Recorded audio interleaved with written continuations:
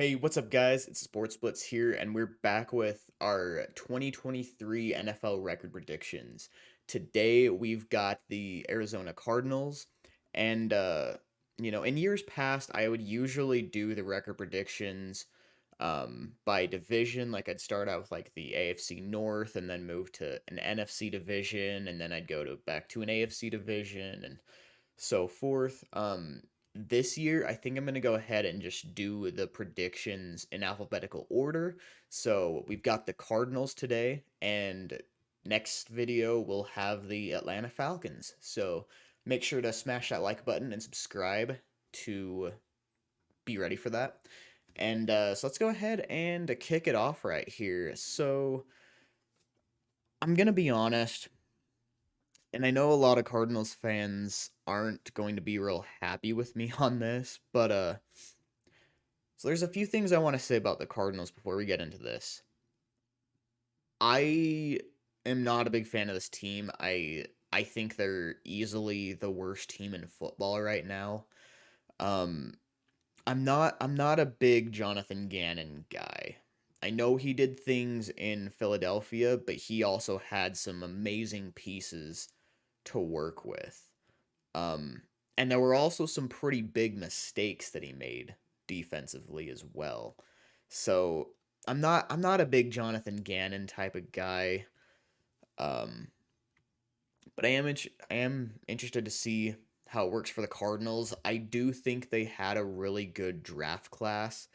I thought it was masterful the way they traded down a little bit, but were able to trade back up to get Paris Johnson, who is probably the best guy for them realistically.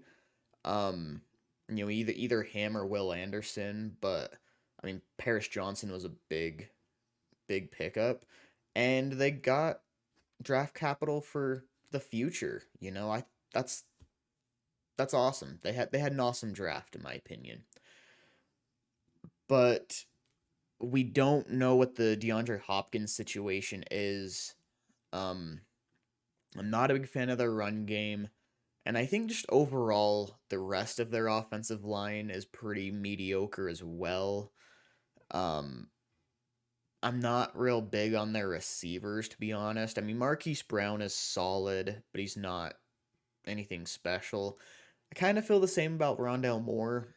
And again, with the DeAndre Hopkins situation, I'm personally not really expecting him to be on the roster. Okay. You guys can, um, you know, think what you want on that factor, but I don't think he's going to be on the roster when it comes time for the season.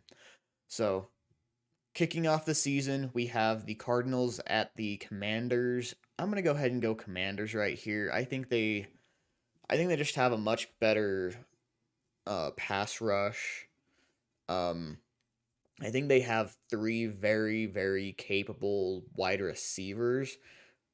Um, and I'm not really in love with the Cardinals corners right now. Obviously, they don't have Byron Murphy anymore, so I'm not a big fan of that.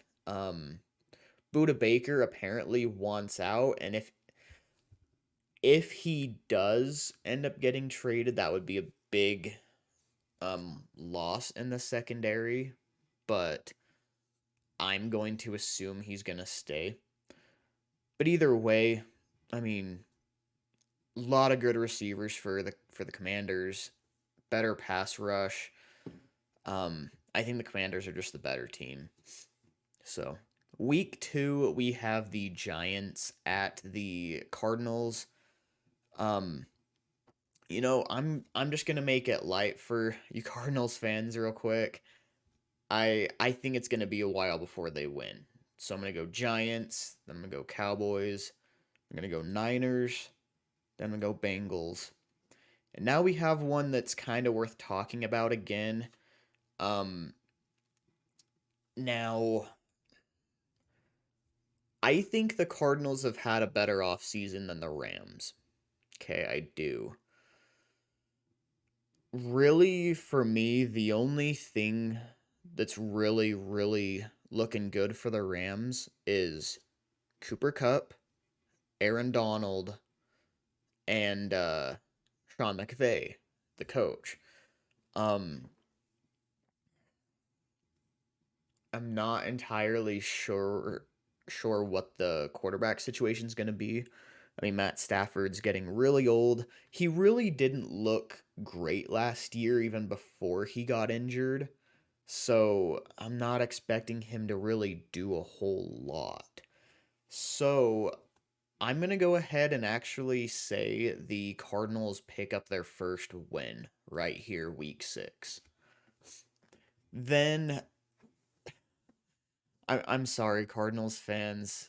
You're going to go on another little losing streak right here. Seahawks beat you, then the Ravens.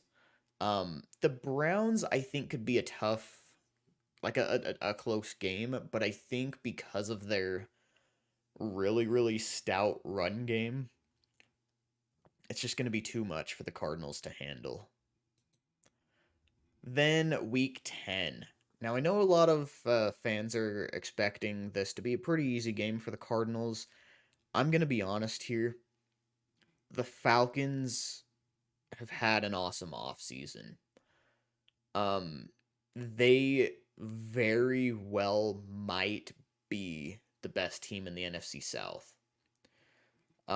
I think it's a close one between them and the Panthers, and the Saints are in it too. Don't get me wrong, but I think really it's got to be between the Falcons and the Panthers for the South, and the Falcons are just they're looking good.